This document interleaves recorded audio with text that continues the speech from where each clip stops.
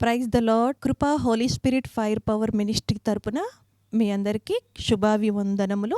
దైవజనుడు గాడ్సన్ గారు దైవ సందేశమును అందించు ఉండగా మీరందరూ విని ఎంతగానో బలపడాలని, ఆత్మీయ మేలులు ఆశీర్వాదాలు పొందుకోవాలని మన ప్రభువుడైన రక్షకుడైన యేసుక్రీస్తు వారి పేరట మేము ప్రార్థిస్తూ ఉన్నాము. Praise the Lord. God bless you to all. Praise the Lord. దేవునికి స్తోత్రం కలుగును గాక. చిన్న ప్రార్థన చేసుకుందాం. మహాపరిశుద్ధుడా, ప్రేమ కలిగిన తండ్రి, గొప్ప దేవ, నీకు నిండు మనసుతో కృతజ్ఞతాస్తుతులను చెల్లిస్తున్నాం.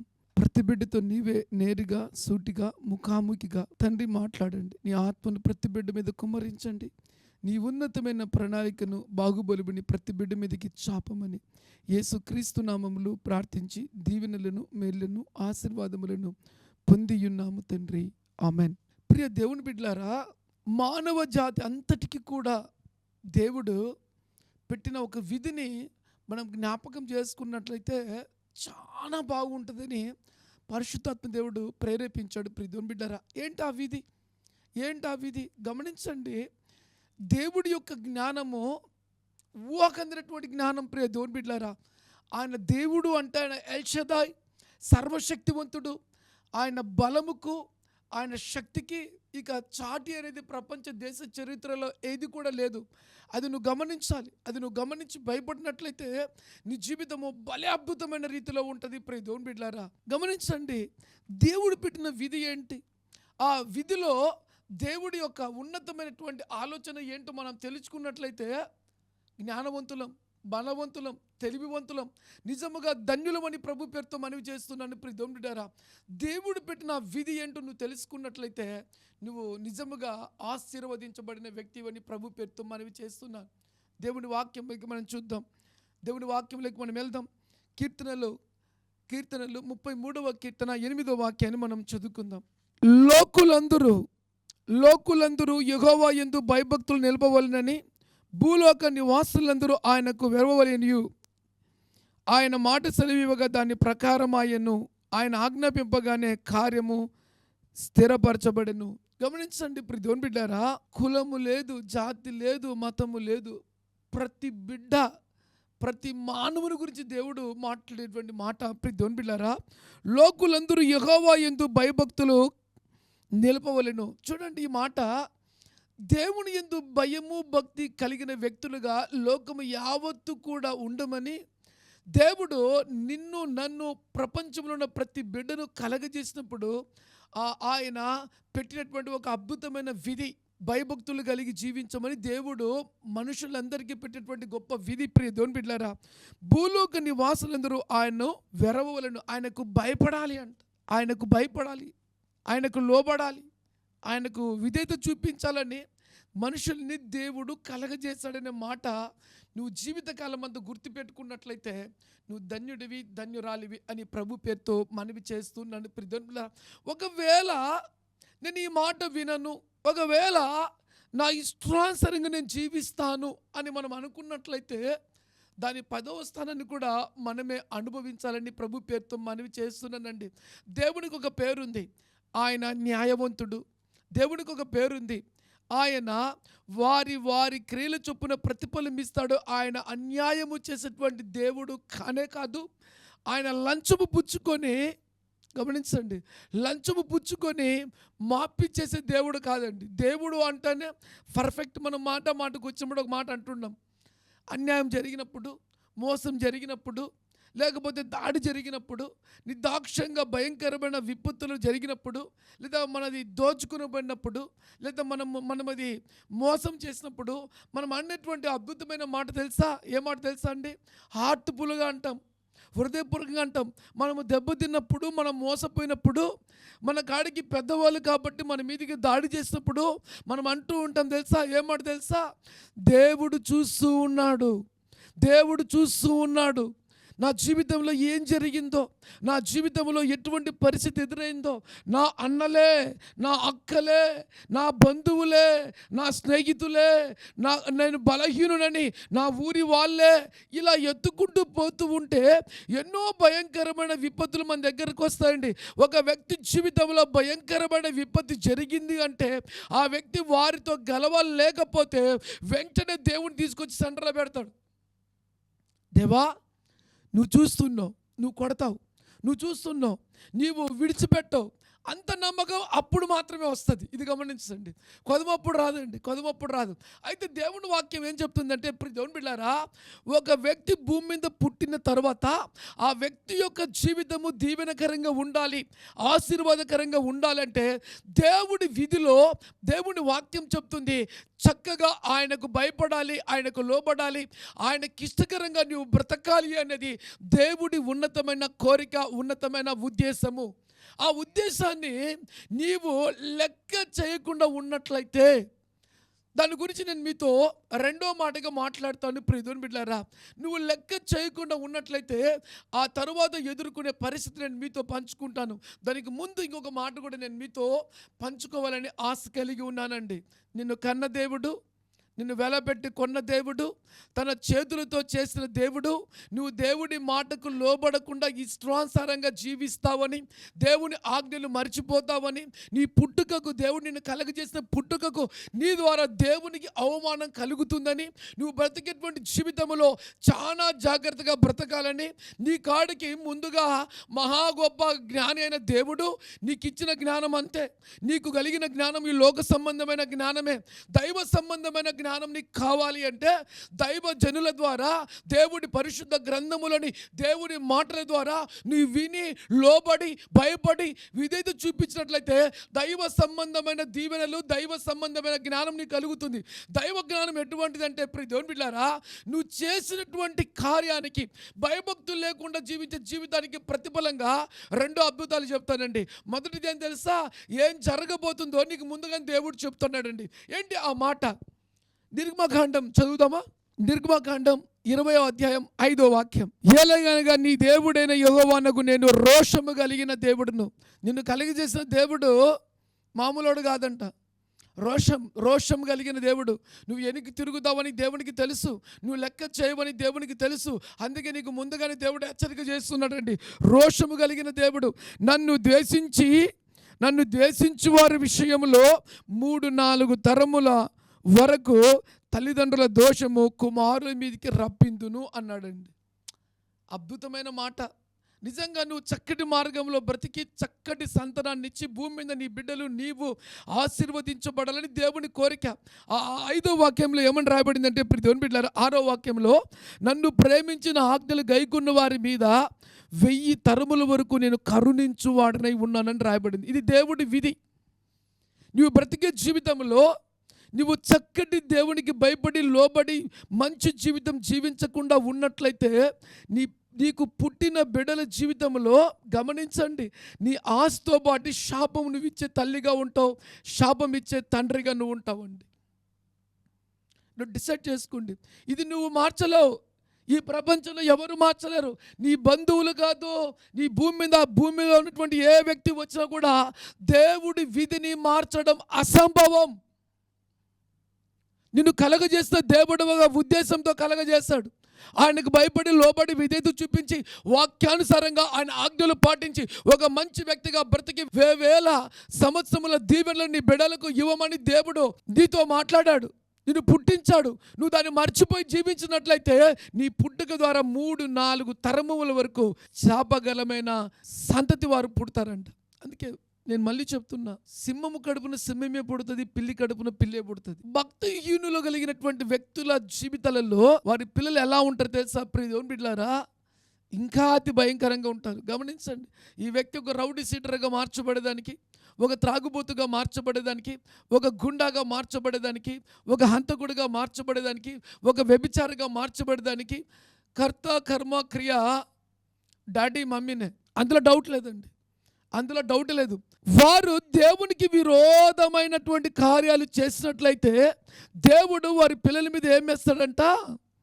3-4 తరముల వరకు తల్లిదండ్రుల యొక్క పాప శాపం వారి మీదకి వేసినప్పుడు, వాళ్ళు తల్లిదండ్రులు చూస్తుండగానే చెడిపోయినప్పుడు, లోకంలోకి వెళ్ళినప్పుడు, తండ్రి కాడికి భయంకరమైన కార్యాలు చేసినప్పుడు, ఆ బిడ్డను చూసినప్పుడు తండ్రికి, తల్లికి, కుటుంబానికి, వంశానికి ఎంత చెడ్డ పేరో జ్ఞాపకం ఉంచుకో. ఈరోజు నువ్వు చక్కటి జీవితం జీవించకపోతే రేపు పొద్దున నీ బిడ్డలు చెడిపోయినప్పుడు రొమ్ము కొట్టుకుంటూ యేసుప్రభు దగ్గరకు వచ్చి ఏడుస్తావు. అయ్యా, నేను చిన్నప్పటి నుంచి పెంచాను, నాకు ఇటువంటి వారిని ఇచ్చావా. నువ్వు ఎంత ఏడ్చినా కూడా నీ కార్యాలు, నీ పాపపు కార్యాలు దేవుడు వారి మీద వేసినప్పుడు తట్టుకోలేవు.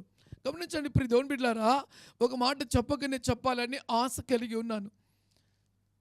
నువ్వు కన్న బిడ్డల దగ్గరికి నువ్వు వెళ్ళి అడగండి, నేను నా ఇష్టానుసారంగా జీవించి నీ మీదికి శాపం తీసుకొచ్చి పెడతాను, నువ్వు భరిస్తావా అని అడగండి. వాళ్ళు నీ ముఖాన్నే, తండ్రి అని కూడా చూడరు, ముఖాన్నే మూసి ఏమంటారు తెలుసా, నన్ను ఎందుకు కన్నో, నీ శాపాన్ని నేను భరించను, నీ శాపాన్ని నేను ఒప్పుకోను అని చివరికి నిన్ను కూడా అసహించుకుంటారు. మళ్ళీ చెప్తాను వినండి, ఏ వ్యక్తి ద్వారా వచ్చిన శాపమైనా ఏ వ్యక్తి కూడా భరించరు. ఈ భూమి మీద ఏ వ్యక్తి కూడా పాపం చేస్తాడో ఆ వ్యక్తి ద్వారా శాపం వస్తుందంటే, వీడు పుట్టకనే ఉంటే బాగుంటుంది, ఈయనకు పుట్టకనే ఉంటే బాగుంటుంది అని బంధువులు కూడా ఊరి దగ్గరికి, ఇంటి దగ్గరికి రానిరు. ఎక్కడికి కూడా ఆ వ్యక్తిని దగ్గరకు తీసుకోరు. ఆ వ్యక్తిని చూస్తే అసహించుకుంటారు. ఆ వ్యక్తిని చూస్తే ఎంత శపితమైన సంతానము అని చెదిరించలు కొడతారండి. బిడ్డ జరుగుతూనే ఉంది, జరగకుండా ఏం లేదు, ఇది జరుగుతున్న అద్భుతమైన సత్యము. కాబట్టి ప్రియ దేవుని బిడ్డలారా, దేవుడు ఆ యొక్క రాసిన విధి విషయంలో నిన్ను నీవుగా మార్చుకొని దేవుడి మాటకు లోబర్చి ఒక మంచి జీవితం జీవించినట్లయితే వేవేల సంవత్సరములు నిజముగా నీ బిడ్డలకు ఒక మంచి తల్లిగా, తండ్రిగా నిన్ను గుర్తుపెట్టుకునే విధంగా వారు కూడా దేవుని యందు భయభక్తులు కలిగి నిజంగా మంచి మార్గంలో నడుస్తారు. నా తల్లి ఎటువంటి గొప్పది తెలుసా, నా తండ్రి ఎటువంటి వాడు తెలుసా, నన్ను చక్కటి మార్గంలో నడిపించారు, వారిని బట్టి మా జీవితాలు మార్చబడ్డాయి. వారు దేవునికి విరోధంగా ఏది కూడా చేయలేదు, అంతగా దేవునికి భయపడి నడిచారు. వారి యొక్క గర్భములో పుట్టడం, వారి కడుపును పుట్టడం నా ధన్యత, నేను ధన్యుని అని చెప్పుకుంటారు. ప్రియ దేవుని బిడ్డలారా, దేవుని వాక్యములు మనం చూసినట్లయితే ప్రియ దేవుని బిడ్డలారా, ఆ విధిని ప్రపంచంలో ఎవరు కూడా మార్చలేరు. ఈ విధి దేవుడు ఎందుకు నీకు పెట్టాడు తెలుసా, నీవు మార్చబడి భయభక్తులు కలిగి దేవునికి ఇష్టకరంగా జీవిస్తావని ఒకే ఒక ఉద్దేశంతో దేవుడు పెట్టాడు. నువ్వు దేవుడు చెప్పిన మాటకు విన్నట్లయితే నువ్వు ధన్యుడివి, ధన్యురాలివి అని ప్రభు పేరుతో మనవి చేస్తున్నాను. ప్రియ దేవుని బిడ్డలారా, రెండో మాట కూడా నేను మీతో పంచుకుంటా, ఒక అద్భుతమైన సాక్ష్యం చెప్తాను. ప్రియ దేవుని బిడ్డలారా, యంగ్ ఏజ్లో, మంచి యవ్వన ప్రాయంలో ఒక తల్లి తన భర్త చనిపోయినాడండి. ఇద్దరు యవ్వన బిడ్డలు, ఆ బిడ్డలను పెంచింది, యవ్వన స్థితికి తీసుకొచ్చిందండి. ఆ బిడ్డలకు తెలియకుండా ఆ తల్లి చాలా భయంకరమైన పాపపు కార్యాలు చేస్తూ ఆ బిడ్డలను పెద్దవారిగా చేసింది. ఆ ఇద్దరు బిడ్డలకు పెళ్లి చేసింది ఆ తల్లి. ఆ పెళ్లి అయిన తర్వాత కొద్ది రోజులకు ఆ ఇంట్లోకి ఇద్దరు కోడళ్ళు వచ్చారు. ఆ కోడళ్ళు వచ్చిన తర్వాత అత్త యొక్క విషయము ఒకటి చిన్నగా ఆ కోడళ్ళకి ఎప్పుడైతే తెలిసిందో ప్రియ దేవుని బిడ్డలారా, ఆ ఇంట్లో ఏం లేదంటే నెమ్మది లేదండి, శాంతి లేదండి, సమాధానం లేదండి. ఆ తెలుసుకున్న సంగతులు కోడళ్ళు ఈమె ఎంత సీక్రెట్గా చేసిందో, ఆ సీక్రెట్గా చేసిన సంగతులన్నీ కూడా ఒక్కసారిగా ఆ ఇద్దరి కుమారుల చెవుల్లోకి వెళ్ళిపోయిన వెంటనే వారి రక్తము ఉడికింది. తల్లిని కూడా చూడడం వారికి ఇష్టం లేదు.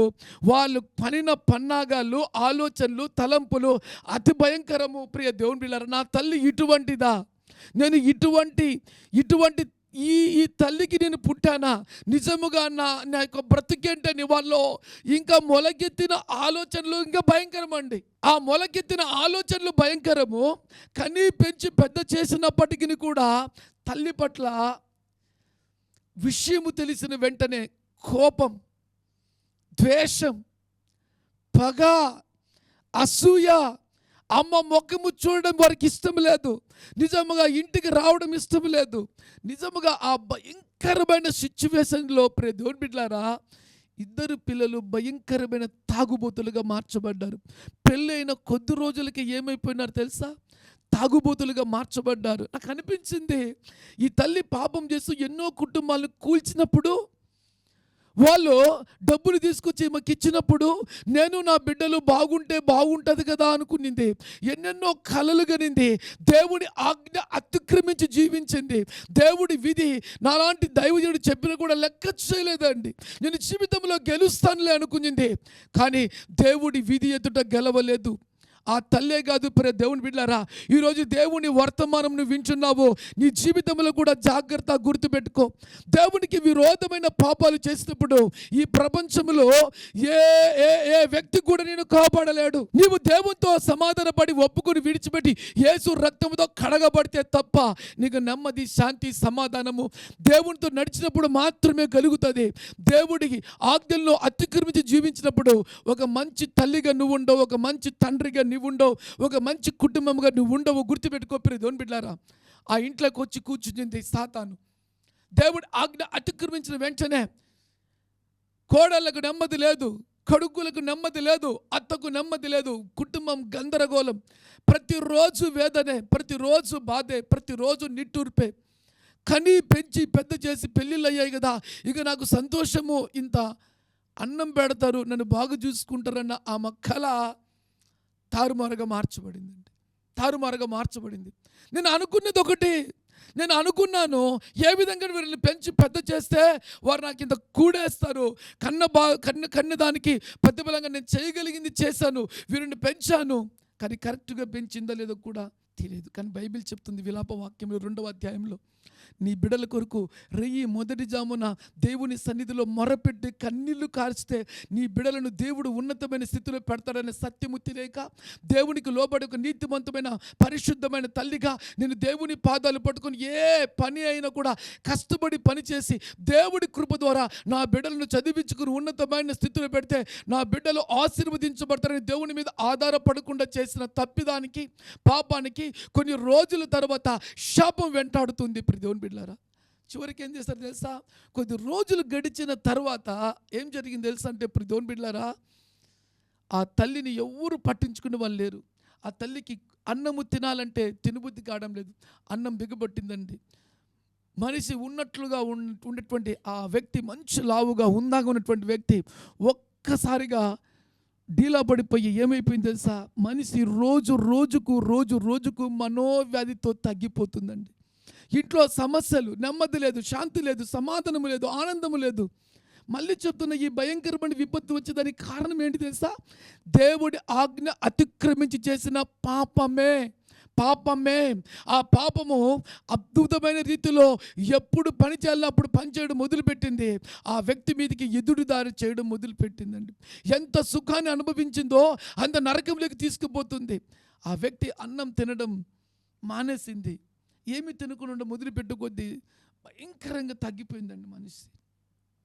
నా కళ్ళతో చూసి ఒకప్పుడు ఈమె ఇట్లుంది, ఇప్పుడు ఈమెకమైన వ్యాధి, రోగం అంటే కాదు. ఆ ప్రాంత ప్రజలు అంటున్నారు, ఇంట్లో బిడ్డలకి వివాహమైంది మొదలుకొని భయంకరమైన యుద్ధాలే.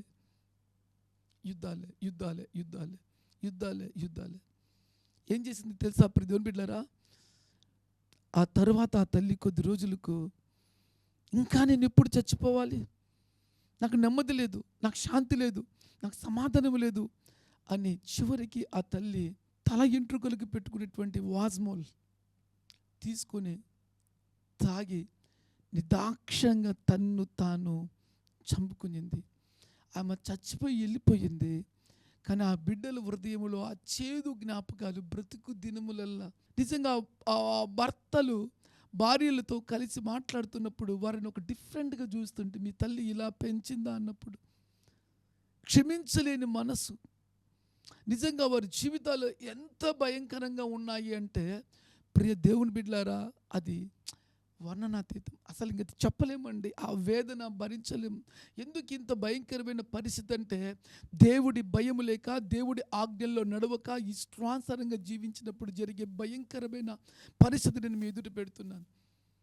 యేసుక్రీస్తు అన్నటువంటి దేవుడు తెలుసదండి. యేసుక్రీస్తు ఎటువంటి దేవుడు తెలుసా అండి? సర్వ సృష్టిని కలుగజేసిన దేవుడు. ఆయన నిన్న నేడు నిరంతరము ఏకరీతిగా ఉన్న దేవుడు. ఆయన సృష్టికర్త అయినటువంటి దేవుడు. నశించిపోతున్న ప్రతి బిడ్డకు వారి యొక్క పాపములు ఆయన మీద వేసుకొని ప్రాణం పెట్టేటువంటి దేవాది దేవుడు. ప్రియ దేవుని బిడ్డలారా, ఆ దేవుని దగ్గరకు వచ్చి మన పాపములు తప్పిదములు ఒప్పుకొని విడిచిపెట్టి ఆయన మార్గంలో నడిస్తే దేవుడు మనల్ని, మన పాప శిక్ష ఆయన మీద వేసుకొని మనల్ని నిరపరాధులుగా మార్చి, నిందారహితులుగా మార్చి, మనతో ఆయన జీవిస్తూ మనల్ని ఆశీర్వదించి అనేకులకు దీవెనకరంగా ఒక యేసుక్రీస్తు ప్రభువారు మాత్రమే చేయగలరు. ప్రియ దేవుని బిడ్డలారా, ఎందుకు ఈ మాట నేను నీతో చెప్తున్నాను తెలుసా? శరీరముతో చేసిన పాపానికి శరీరానికి శిక్ష పడాలి. ఆ శిక్ష భరించింది ఎవరన్నా ఉన్నారంటే ప్రపంచ దేశ చరిత్రలో ఏ దేవుడు లేదు, ఏ దేవత లేదు. గుర్తుపెట్టుకో. నీ విధి రాత మార్చబడాలి అంటే, నీవు నీ పాపం విషయంలో చచ్చిపోయి తిరిగి ఒక మంచి జీవితం జీవించాలి అంటే, యేసుక్రీస్తు నమ్ముకున్నట్లయితే నీ పాపము ఆయన మీద వేసుకున్నాడు కాబట్టి ఆయన హృదయంలో చేర్చుకుంటే నీకు పాప క్షమాపణ, తిరిగి నువ్వు యేసుక్రీస్తులో కొత్త వ్యక్తిగా పుట్టి పాపము చేయని పరిశుద్ధుడిగా దేవునితో నడిచే వ్యక్తిగా నువ్వు మార్చబడతావు. దేవునికి స్తోత్రం కలుగును గాక. శపితమైన నీ జీవితం తిరిగి ఆశీర్వాదకరమైన జీవితంగా మార్చబడుతుందని ప్రభు పేరుతో మనవి చేస్తున్నాను. ప్రియ దేవుని బిడ్డలారా, దేవునికి స్తోత్రం కలుగును గాక. అయితే ప్రియ దేవుని బిడ్డలారా, ఇంకొక మాట కూడా నేను మీతో పంచుకోవాలని ఆశ కలిగి ఉన్నాను. ఏంటి ఆ ఆశ? రోమియోలకు రాసిన పత్రిక 3వ అధ్యాయం 18వ వాక్యాన్ని జ్ఞాపకం చేసుకుందాం. వారి కన్నుల ఎదుట దేవుడి భయము లేదు. దేవుడు అంటున్నాడు ప్రియ దేవుని బిడ్డలారా, వారి కన్నుల ఎదుట దేవుడి భయము లేదు. నిజంగా ఏ వ్యక్తి జీవితంలో దేవుని భయము లేదో ఆ వ్యక్తి యొక్క జీవితంలో ఎదుర్కొనే భయంకరమైన విపత్తులు వర్ణనాతీతమండి. ఇంకా ఆ వ్యక్తి నిజంగా ఇంకా తట్టుకోలేడు. ప్రియ దేవుని బిడ్డలారా, అతని జీవితంలో అన్ని భయంకరమైన విపత్తులు ఎదురవుతాయి. అందుకే నీ జీవితంలో గుర్తుపెట్టుకోవాలి, నా జీవితంలో దేవుడి భయము నాకు ప్రభువా. ఎప్పుడైతే నువ్వు దేవునికి భయపడతావో నీ కళ్ళు నీ కంట్రోల్లోకి వస్తాయండి, లేకపోతే నా కంట్రోల్ తప్పుతాయి. అందుకే యోబు గ్రంథం 31వ అధ్యాయము 1వ వాక్యం, నేను నా కన్నులతో నిబంధన చేసుకుంటుని కన్నికలను నేను ఎలాగా చూచెదను. చప్పట్లు కొట్టి దేవుని కనపరుస్తారా ప్రియ దేవుని బిడ్డలారా? కళ్ళు కంట్రోల్ తప్పుతాయని యోబుకు బాగా తెలుసు. ఆ కంట్రోల్ నుంచి దయ్యాలు లోపలికి వెళ్తాయని యోబుకు బాగా తెలుసు. ఆ కంట్రోల్ నుంచి లోపలికి వెళ్ళిన దయ్యాలు తన జీవితాన్ని నాశనం చేస్తానని యోబుకు బాగా తెలుసు. ఈ నాశనం చేసినప్పుడు దేవుడి దృష్టికి నేను తప్పిదము చేసిన వాడిగా కనిపిస్తానని యోబుకు బాగా తెలుసు. దేవుని బిడ్డలారా, అందుకే యోబు తన జీవితంలో ఒక నిబంధన చేసుకున్నాడు.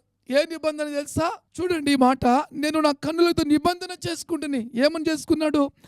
కన్యకలు నేను ఎలాగా చూచెదను, కన్యకలను నేను ఎలాగా చూతును, నా కళ్ళతో నేను కన్యకలను ఎలాగా చూచుతును వద్దు. అలాంటి చూపు, అలాంటి తలంపులు, అలాంటి ఊహలు నేను చెయ్యను. చూడండి, అలాగా చేసిన పరమనందున దేవుని ఆజ్ఞ ఏమాయను? నేను నా కళ్ళతో నా ఇష్టానుసారంగా చూసినట్లయితే పరమనందున దేవుని ఆజ్ఞ ఏమాయను? చూడండి, దాని తర్వాత 3వ వాక్యం, దుర్మార్గులకు విపత్తు సంభవించుటే కదా, పాపము చేయవారికి దురవస్తు ప్రస్తావించుటే కదా, ఆయన నా ప్రవర్తన ఎరుగును కదా. ఎంత చక్కగా చెప్తున్నాడు ప్రియ దేవుని బిడ్డలారా, ఆశ్చర్యం అనిపిస్తుంది. ఎప్పుడైతే నేను పాపం చేస్తానో, ఎప్పుడైతే ఆజ్ఞ అతిక్రమించి నా హృదయాలని, నా చూపులను, నా తలంపులు చెరుపుకుంటానో, దేవుని ఆజ్ఞ నన్ను పట్టుకోదా? దేవుడు నన్ను చూచినప్పుడు దేవుడి దృష్టికి నేను మోసగాడిగా కనిపించనా అని భయపడుతున్నాడు ప్రియ దేవుని బిడ్డలారా. గమనించండి, ఈరోజు దేవుడు ప్రతి వ్యక్తిని తన కనుదృష్టితో చూస్తూ ఉన్నాడండి. చూస్తూ ఉన్నప్పుడు దేవుని దృష్టి ఎదుట మనము మంచివారమా కాదా అని నిరూపించుకోవాల్సిన అవసరం ఏమాత్రము లేదు. బైబిల్ చెప్తుంది, కన్నును కలగజేసిన వాడు కానకుండునా అని రాయబడిందండి. నిన్ను కలగజేసినటువంటి దేవుడు, నీ కన్నును కలగజేసినటువంటి దేవుడు, నీ కన్నులతో ఏమేమి చూస్తున్నావో నీ కన్ను చూచిన వెంటనే నువ్వు చెప్పాల్సిన అవసరం ఏమీ లేదు. నువ్వు ఏ స్థితిలోకి వెళ్ళిపోతున్నావో, నీకు ఏదేది ఇవ్వాలనో న్యాయవంతుడు ఆయన దేవుడు రికార్డెడ్గా వాటిని ఇస్తున్నప్పుడు తట్టుకోలేవు. అందుకే ఆ కన్నులో చూసే దాన్ని కూడా దేవునికి ముందుగానే తెలుసు. కాబట్టి మనము ఈ మాట తెలుసుకొని కన్నులను కంట్రోల్ పెట్టుకొని నిబంధన కలిగి ఉంటే మేలు. విధి దాటి దేవుడి ఆజ్ఞ అతిక్రమించిన పొద్దున పొందుకునే దానికన్నా జాగ్రత్త పడి కళ్ళను కంట్రోల్ పెట్టుకుంటే బాగుంటుంది. అందుకే యోబు గ్రంథంలో యోబు భక్తుడు ఏమన్నాడు తెలుసా? నా కంటికి నిబంధన చేసుకున్నాను, సెల్లు దొరికింది కదా అని, టైం దొరికింది కదా అని, ఏమీ సంభవించలేదు కదా అని. జాగ్రత్త ప్రియ దేవుని బిడ్డలారా, దేవుని విధి ఎదుట ఎవరు కూడా తప్పించుకునే దానికి ఛాన్స్ లేదు. ఈ కన్ను ఏడుస్తూ చెప్తుంది దేవుని దగ్గర, ఏం తెలుసా, నేనే తిన్నా, నేనే చూసా, నేనే అనుభవించా, నేనే ఆకర్షించబడ్డా అని దేవుని ఎదుట గడగడలాడుతూ ఈ కన్ను చెబుతుంది. రెండో మాట చెప్పమంటావా? దేవుడి చిత్తం పూర్తి కాకతలకి ఆ కన్నులు పోయినాయి అనుకోండి, పరిస్థితి ఇంకా దారుణంగా ఉంటుంది. ఎందుకు మాట చెప్పాను తెలుసా? మా సొంత పెదనాన్న కొన్ని సంవత్సరాలు 2 కళ్ళు లేని గుడ్డివాడిగా బ్రతికాడండి. చాలా బాధ అనిపించింది, చాలా బాధ. ఆ గుడ్డితనంతో కూడా మంచి మంచి సిగరెట్లు తాగేవాడు. ఆయనకు చాలా పిచ్చి, చాలా ఇష్టమంట. అది కావాలి, ఇది కావాలి, అది మంచి బ్రాండ్, ఇది మంచి బ్రాండ్. ఆ తర్వాత జరిగిన పరిస్థితులు వేరు. కాబట్టి ఇప్పుడు ఈ దేవుని బిడ్డలారా, మనము దేవునికి అప్పగించుకుంటే మనము దీవించబడిన వారిగా ఉంటాం. ఈ మాట మరొకసారి జ్ఞాపకం చేసుకుందాం. యోబు గ్రంథం 31వ అధ్యాయము 4వ వాక్యం. ఆయన నా ప్రవర్తన నెరుగును గదా, నా అడుగుజాడలన్నీ లెక్కించును గదా. చప్పట్లు కొట్టి దేవుని కనపరుస్తారా? మన ప్రవర్తన అంతా దేవునికి తెలుసు. రెండోది, మన అడుగుజాడలన్నీ కూడా దేవునికి చక్కగా తెలుసు. నీవు నీ అడుగులు లెక్కేసుకోకుండా ఉంటావు, కానీ దేవుడికేమో నువ్వు రోజుకి ఎన్ని అడుగులు వేసావు, ఎక్కడికెక్కడికి అడుగులు వేసావు, నీ ప్రవర్తన ఏంటి, నీ బుద్ధి ఏంటి, నీ తలంపులేంటి, అన్నీ కూడా దేవునికి తెలుసు. ఆ విధి చొప్పున దేవుడు చేయడం మొదలుపెట్టినప్పుడు తట్టుకోలేం ప్రియ దేవుని బిడ్డలారా. 5వ వాక్యం చదువుకుందాం. అబద్ధికుడినై నేను తిరుగులాడిన ఎడల, మోసము చేయటికి నా కాళ్ళు త్వరబడిన ఎడల, నేను యథార్థవంతుడై ఉన్నానని దేవుడు తెలుసుకున్నట్లుగా న్యాయమైన త్రాసులో ఆయనను తూచునుగాక. నేను త్రోవ విడిచి నడిచిన ఎడల, నా మనసు నా కనులను అనుసరించి నడిచిన ఎడల, మాలిన్యమైనను నా చేతులకు తగిన ఎడల, నేను విత్తిన దాన్ని వేరొకడు భుజించునుగాక, నేను నాటిన దాన్ని పెరిగి వేయబడునుగాక. ఆ లైఫ్ యొక్క వెనకలు చూసినట్లయితే పరిస్థితులు చాలా ఘోరంగా ఉన్నాయని చెప్తున్నాడు యోబు. ఆ పరిస్థితి తట్టుకోలేము. దేవుని దగ్గర నుంచి నేను పొందుకున్నాను, నేను కరెక్ట్గా ఉంటే అన్నీ అద్భుతంగా నా జీవితంలో జరుగుతాయి. ఆ దేవుని మాటలను వ్యతిరేకించి జీవిస్తే నా జీవితంలో ఎన్నెన్ని ఎదుర్కోవాల్సిందో, నేను నాటిన దాన్ని ఎవరో పీకేస్తారు. ఇంకా తర్వాత మీరు కొద్దిగా చదవండి యోబు గ్రంథం 31వ అధ్యాయాన్ని. అద్భుతంగా ఉంటుంది ప్రియ దేవుని బిడ్డలారా. అది చదివినప్పుడు నీకు దేవుని భయం అనేది పుడుతుంది ప్రియ దేవుని బిడ్డలారా. దేవునికి స్తోత్రం కలుగునుగాక. భయము కలిగిన వ్యక్తుల జీవితంలో ఉన్నటువంటి ఒక అద్భుతమైనటువంటి మాట, తన్ను తాను జాగ్రత్త పరుచుకొని దేవునికి అప్పగించుకుంటాడు ప్రియ దేవుని బిడ్డలారా. నిత్యము మన జీవితంలో జ్ఞాపకం ఉంచుకొని ప్రార్థన చేయవలసినటువంటి ఒక అద్భుతమైన మాట చెప్పి నేను ముగిస్తానండి. 86వ కీర్తన 11వ వాక్యం. కీర్తనకారుడు దేవుని సన్నిధిలో అడిగినటువంటి మాట చూద్దామా? యెహోవా, నేను నీ సత్యమును అనుసరించి నడుచుకున్నట్లుగా నీ మార్గమును నాకు బోధింపుము. నీ నామమునకు భయపడినట్లుగా నా హృదయములో ఏక దృష్టి కలగజేయము. చప్పట్లు కొట్టి దేవుని కనపరుస్తున్నా, ప్రార్థన చేస్తున్నాడు దేవుని దగ్గర. ప్రభా, ఏంటి యోబు అనే వ్యక్తి నేను నా పిల్లలకి శాపాన్ని ఇవ్వకూడదు అనుకుంటున్నా ప్రభా. నేను బ్రతికి ఎలా ఉండాలంటే, నువ్వు న్యాయమైన త్రాసులు చేస్తావు, వారి క్రియలు చొప్పున ప్రతిఫలమిస్తావు. ఈ యొక్క కీర్తనాకారుడైన దావీదు జీవితంలో జరిగిన బెత్షెబా పాపానికే దేవుడు తూచి నాతాను ప్రవక్తను పంపించి ఆ దావీదుతో మాట్లాడించినప్పుడు దావీదుకు దడ పుట్టింది ప్రియ దేవుని బిడ్డలారా. కానీ క్రియల ప్రతిఫలంగా కుటుంబంలో చాలా భయంకరమైన విపత్తులు సంభవించాయి. అయితే కీర్తనాకారుడైన దావీదు దేవుని సన్నిధిలో అడుగుతున్నాడు. ఏమడుగుతున్నాడు తెలుసా? అందుకే దేవుడు ఈ ప్రార్థన విని, దావీదు ఆ బెత్షెబాతో చేసిన పాపము తప్ప దావీదు అన్ని విషయాల్లో దేవునికి ఇష్టానుసారం రాయబడిందండి. అయితే చూడండి ఈ మాట, యెహోవా, నేను నీ సత్యమును అనుసరించి నడుచుకున్నట్లుగా నీ మార్గము నాకు బోధించు. అయ్యా, దావీదును నేను బ్రతుకు దినములల్లా దేవుడి వాక్యానికి భయపడి సత్యవంతమైన జీవితం జీవించినట్లుగా నీవు నాతో మాట్లాడు. నేను ఎలా నడవాలో నాకు తెలియదు అయ్యా. ఒక మంచి జీవితం ఎలా జీవించాలో నాకు తెలియదు. నాకు చెప్పు, నేను లోబడతానయ్యా. నాకు చెప్పు, నేను భయపడి లోబడి చక్కటి దేవుడి మార్గంలో నడుస్తానయ్యా అని ప్రార్థన చేస్తున్నాడు ప్రియ దేవుని బిడ్డలారా. అంతేకాదు చూడండి, నీ నామమునకు భయపడినట్లుగా నా హృదయంలో ఏక దృష్టి కలగజేయ. నా బ్రతుకు దినములలో నీకు భయపడే మంచి మనసు నాకు దయచేయి, ఏక మనసు దయచేయి. నీకు నాకు అద్భుతమైన సంబంధం ఉండాలి ప్రభా. దావీదును నేను నీకు విరోధంగా జీవిస్తే శపితమైన వాడిగా మార్చబడతాను. నాకు ఏక దృష్టి కావాలి. దేవుడు నాతో మాట్లాడింది నేను చేస్తాను, దేవుడు వాక్యంలో ఏది ఉందో అది నేను చేస్తాను, నువ్వు తీర్మానం తీసుకుంటే నువ్వు ధన్యుడివి ప్రియ దేవుని బిడ్డలారా. ఏక మనస్సు కలిగి ప్రార్థన చేస్తున్నాడు. ఈరోజు వాక్యం ఎటువంటి నీవు నీ జీవితంలో గుర్తుపెట్టుకోవాలి. దేవుడు రాసిన విధి విషయంలో జాగ్రత్త కలిగినట్లయితే, ఈ దావీదు కూడా ఎలా జాగ్రత్త పడ్డాడో, బ్రతుకు దినములలో నీకు భయపడి, నీకు లోబడి, నీకు విధేయత చూపించి చక్కటి మార్గంలో నడిచే బ్రతుకు నాకు ఈ ప్రభువా అన్నట్లుగా నీవు కూడా ప్రియ దేవుని బిడ్డలారా దేవుడి మాటకు లోబడి వేవేల మందికి దీవెనలు ఇచ్చేటువంటి బిడ్డగా నువ్వు మార్చబడినట్లయితే నిజముగా నీతిమంతుల సంతానం భూమి మీద భిక్షమెత్తుకున్నట్టుగా లేదు అని రాయబడిందండి. చప్పట్లు కొట్టి దేవుని కనపడదామా? కళ్ళు మూసుకుందాం, ప్రార్థన చేసుకుందాం. మహాపరిశుద్ధుడా, ప్రేమ కలిగిన తండ్రి, నీకు నిండు మనసుతో కృతజ్ఞతాస్తుతులను చెల్లిస్తున్నాను. ఈ వాక్యమైన ప్రతి బిడ్డ జీవితంలో బలమైన దేవుని కార్యం జరిపించండి నాయన. మీ బిడ్డల పక్షంలో నీ సేవకుడిగా నేను అడుగుతున్నాను నాయన. అయ్యా, వారికి ముందర నిలబడి నీ పాదాలను నేను పట్టుకుంటున్నా ప్రభా. తండ్రి, దయ చూపించే దేవుడు, కనికరించే దేవుడు, దైవజనుల ప్రార్థన విని జవాబిచ్చే దేవుడు నాయన. అయ్యా ఎవరైతే భయభక్తులు లేకుండా అడుగులు వేశారో చూచిన దేవుడు, వారి వారి క్రియల చొప్పున ప్రతిఫలం ఇచ్చినప్పుడు నాయన ఏ బిడ్డ తట్టుకోలేడు ప్రభా. ఆ బాధను, ఆ భయాన్ని నాయన తలుచుకుంటే భయం అనిపిస్తుంది. ఆ తరువాత వారి పిల్లలు అనుభవించే ఆ భయంకరమైన పరిస్థితిని చూస్తే భయం వేస్తుంది నాయన. వారి కొరకు నీ సేవకుడిగా నీ పాదాలు పట్టుకుంటున్నా. నా దేవుడి కరుణాస్తమును వారి మీదికి చాపండి నాయన, క్షమించండి నాయన. అయ్యా, సేవకుడి మాట రూఢిపరుస్తా అన్నావు కదా నాయన. ఈ వర్తమానం విన్న ప్రతి బిడ్డ జీవితంలో తండ్రి చేసిన ప్రతి తప్పిదములో, చేసిన ప్రతి పాపములు నీ సేవకుడిగా నేను అంగీకరిస్తూ నేను ఒప్పుకుంటున్నా ప్రభా. నన్ను బట్టి దయతో కనికరించండి. నీ అమూల్యమైన రక్తము ఆ బిడ్డల మీదకి ఇప్పుడే దిగివచ్చునుగాక అని ప్రార్థన చేస్తున్నా తండ్రి. విడుదల కలుగునుగాక అయ్యా, విడుదల కలుగునుగాక, అద్భుతాలు జరుగునుగాక నాయన. ప్రతి బిడ్డ దేవుని యందు భయభక్తులు కలిగిన బిడ్డగా మార్చబడును గాక. వారి సంతానము నాయన దీవెనకరమైన బిడ్డలుగా మార్చబడును గాక.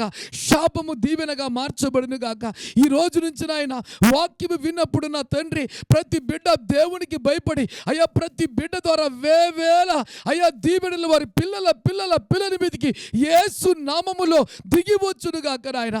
దేవుని విధిని జ్ఞాపకం చేసుకొని మాట్లాడుదురుగాక, బ్రతుకుదురుగాక, అడుగులు ఎయుదురుగాక తండ్రి. నీ చిత్తము ప్రతి బిడ్డ జీవితంలో నెరవేర్చబడునుగాక అని ప్రార్థన చేస్తున్నాం. ప్రతి బిడ్డకు క్షేమమును, దీవెనను, మేళ్లను, ఆశీర్వాదములను యేసు నామములో ప్రకటిస్తున్నా తండ్రి. నీ కృప వెంబడి ప్రతి బిడ్డ కృప దయచండి. తెలియక తండ్రి అడుగులు వేశారేమో తండ్రి, ఈ దినము నుంచి చక్కటి దేవుని మార్గములో తండ్రి దేవుడి ప్రవచన వాక్యం సెలవిస్తుంది నా తండ్రి. నీ యందు భయభక్తులు కలిగి జీవించినట్లయితే వేవేల సంవత్సరంలో నేను దీవిస్తా అన్నావు కదా నాయన. ఆ దీవెనలతో ప్రతి బిడ్డను ఆశీర్వదించమని యేసు పేరుతో ప్రార్థించి దీవెనలను పొంది ఉన్నాము తండ్రి. ఆమెన్. God bless you. దేవుడు మిమ్మల్ని దీవించునుగాక.